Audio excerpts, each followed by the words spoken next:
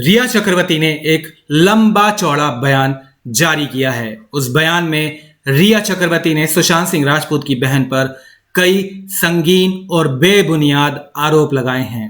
इसके अलावा रिया चक्रवर्ती ने उस बयान में यह भी बताया कि जो बातें चल रही थी उनके और आदित्य ठाकरे के बारे में, जो मीडिया में खबरें चल रही थी कि उनका और आदित्य ठाकरे का फोन पर कन्वर्सेशन हुई है, उस पर भी रिया चक्रवर्ती ने बयान दिया है। क्या कुछ लिखा है उस बयान में, ये सब बताएंगे आपको, लेकिन उससे पहले आपको बता दें कि रिया चक्रवर्ती को लेकर कल सुप्रीम कोर्ट में फैसला आ सकता है। जी हां, कल सुबह 11 बजे सुप्रीम कोर्ट ये फैसला देगी कि रिया चक्रवर्ती का केस जो है बिहार से मुंबई शिफ्ट होना है या नहीं। और यह भी माना जा रहा है कि सुप्रीम कोर्ट कल ही बता देगी, कल ही फैसला सुना देगी कि सुशांत सिंह राजपूत मामले की सीबीआई इंक्वायरी कब शुरू होगी और होगी भी या नहीं। तो चलिए सबसे पहले आपको बताते हैं कि रिया चक्रवर्ती को लेकर क्या खबरें चल रही हैं। रिया चक्रवर्ती ने एक बयान जारी किया है, सुप्रीम कोर्ट के आदेश से पहले एक बयान जारी किया है। कई पन्नों का वो बयान है, आपको पढ़ के सुनाते हैं। कई संगीन आरोप हैं सुशांत के परिवार के खिलाफ, सुनिए ध्यान से एक एक करके। रिया और सुशांत पिछले कई सालों से एक दूसरे को जानते थे, क्योंकि वो दोनों फिल्म इंडस्ट्री में काम कर रहे थे। रिया और सुशांत ने दोस्ती बनाए रखी और कभी कभार दूसरे से बात की। अप्रैल 2019 में रिया और सुशांत ने फिल्म इंडस्ट्री में आयोजित एक पार्टी में गए। इसके तुरंत बाद वो एक दूसरे को डेट करने लगे। भले ही वो एक दूसरे के घरों में बहुत समय बिताते थे, लेकिन आधिकारिक तौर पर दिसंबर 2019 में एक साथ माउंट ब्लैंक बांद्रा में रहने लगे। रिया ने 8 जून 2020 को सुशांत का घर छोड़ दिया था। उनके परिवार द्वारा लगाए जा रहे मौजूदा आरोप कुल मिलाकर बकवास हैं। 27 जुलाई 2020 तक किसी भी आरोप को मुंबई पुलिस या किसी अन्य प्राधिकारी के समक्ष किसी भी व्यक्ति द्वारा दर्ज किया ही नहीं गया। मुंबई पुलिस द्वारा उनके बयान दर्ज किए गए।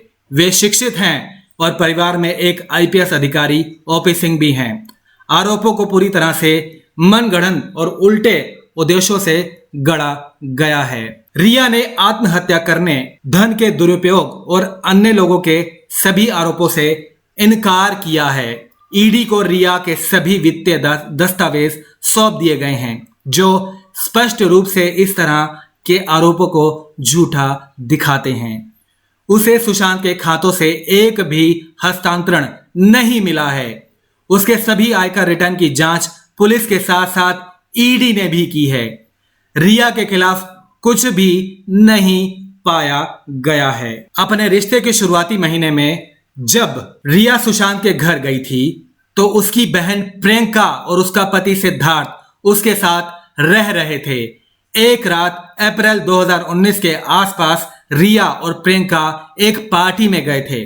प्रियंका ने शराब का ज्यादा मात्रा में सेवन किया और पुरुषों के साथ साथ उस पार्टी में महिलाओं के साथ अनुचित व्यवहार कर रही थी। इसलिए रिया ने जोर देकर कहा कि वे सुशांत के घर लौट आएं। लौटने के बाद सुशांत और उसकी बहन ने शराब पीना जारी रखा, जबकि रिया सोने चली गई, क्योंकि उसने अगली सुबह शूटिंग पर जाना था। रिया सुशांत के कमरे में सो रही थी जब वह अचानक प्रियंका को खोजने के लिए जाग गई और उसके साथ बिस्तर पर बैठ गई और उसे टटोल रही थी। रिया बेहद सदमे में थी। उसने तुरंत कमरे से बाहर निकलने की मांग की। इसके बाद रिया ने खुद घर छोड़ दिया। इसके बाद रिया ने सुशांत को इस बात की जानकारी दी और सुशांत उसी के बारे में अपनी बहन से बहस करने लगा। उपरोक्त घटना के कारण सुशांत के परिवार और रिया के बीच संबंध शुरू से ही तनावपूर्ण थे।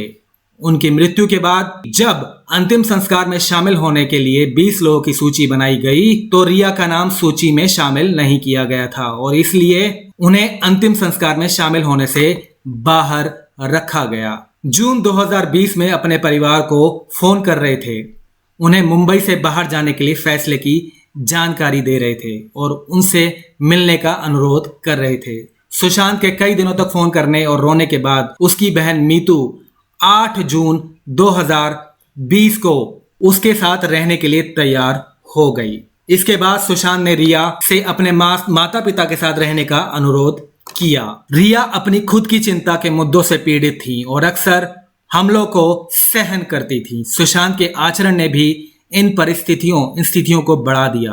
भले ही रिया अपने परिवार को देखने की इच्छुक थी, लेकिन वो सुशांत को छोड़ने के लिए बिल्कुल भी सहज नहीं थी। उसी दिन 8 जून 2020 को रिया ने डॉक्टर सुजान वॉकर के साथ अपना खुद का एक मेडिकल सेशन आयोजित करने की व्यवस्था की थी। सुशांत से अनुरोध किया था कि वो मेडिकल सेशन के बाद घर छोड़ सकती हैं। हालांकि सुशांत ने उसे अपनी बहन मीतू के आने से तुरंत पहले चले जाने को कहा। इस तरह रिया ने इच्छा के बिना घर छोड़ दिया और सुशांत को सूचित किया कि वो उसे या उसके भाई को किसी भी चीज के लिए कभी भी बात कर सकते हैं। रिया ने हमेशा कहा कि वो इस मामले की सच्चाई को निष्पक्ष जांच के लिए उजागर करना चाहेंगी। उसने सुप्रीम कोर्ट को अपनी याचिका में स्वीकार किया कि उसने अमित शाह को सीबीआई जांच के लिए एक संदेश भेजा था। उसने सुप्रीम कोर्ट को यह भी सूचित किया है कि अगर अदालत उसे सीबीआई को हस्तांतरित करती है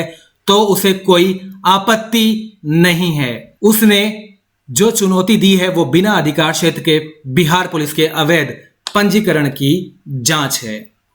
जब तक महाराष्ट्र सरकार सीबीआई जांच के लिए केस सीबीआई को हस्तांतरित नहीं किया जा सकता। इसके बजाय बिहार सरकार को चाहिए कि वो केंद्र सरकार द्वारा जारी अधिसूचना के अनुसार मुंबई पुलिस को जांच स्थानांतरित कर दे। बिहार सरकार के लिए वर्तमान कार्यों द्वारा संघीय संरचना की नींव दांव पर है। कानून के अनुसार बिहार पुलिस को 0 एफआईआर दर्ज करनी चाहिए और जांच मुंबई पुलिस को हस्तांतरित करनी चाहिए।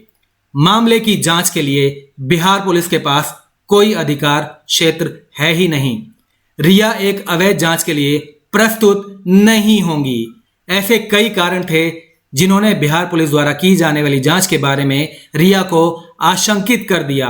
बिहार पुलिस ने उसी दिन प्राथमिकी दर्ज की, जिसकी शिकायत 40 दिनों से अधिक देरी के बावजूद प्राप्त हुई थी। बिहार पुलिस मुंबई में अपनी जांच में सहयोग करने के लिए कभी भी रिया को बुलाने नहीं पहुंची। शिकायतकर्ता के अभिव्यक्ता के हवाले से कई अखबार के लेख थे जिसमें कहा गया कि बिहार पुलिस प्राथमिकी दर्ज करने में संकोच कर रही है, लेकिन बिहार में राजनीतिक नेतृत्व के इशारे पर ऐसा किया गया। रिया आज तक किसी भी जांच एजेंसी के साथ सहयोग करने से नहीं कतराती हैं, लेकिन वो एक एजेंसी द्वारा निष्पक्ष जांच का हकदार हैं, जिसके पास मामले की जांच करने का अधिकार क्षेत्र है। बिहार में जिस तरह से कार्रवाई की गई और आयोजित की जा रही है, यह प्रतीत नहीं होता है कि उसे उचित उपचार प्राप्त होगा। 11 अगस्त 2020 को माननीय सर्वोच्च न्यायालय के समक्ष अंतिम सुनवाई में की गई टिप्पणी यह स्पष्ट करती है कि यह सच्चाई से अधिक राजनीति के बारे में बन गया है। राजनीति की संख्या का लाभ उठा रहे हैं। बिहार में चुनाव से पहले यह मामला स्पष्ट है। रिया को पता नहीं है और वो आज तक किसी भी आदित्य ठाकरे से नहीं मिली है और ना ही उसने कभी उन्हें टेलीफोन पर बात की है। हालांकि उसने शिवसेना के एक नेता के तौर पर उन्हें सुना है, उनको जाना है, वो जानती हैं और सामाजिक रूप से वो डीनो मौर्य से मिली हैं। फिल्म इंडस्ट्री में वो वरिष्ठ हैं। जुलाई को पटना के राजीव नगर पुलिस स्टेशन में सुशांत सिंह राजपूत के पिता के सिंह द्वारा दायर शिकायत में रिया चक्रवर्ती का नाम लिया गया था।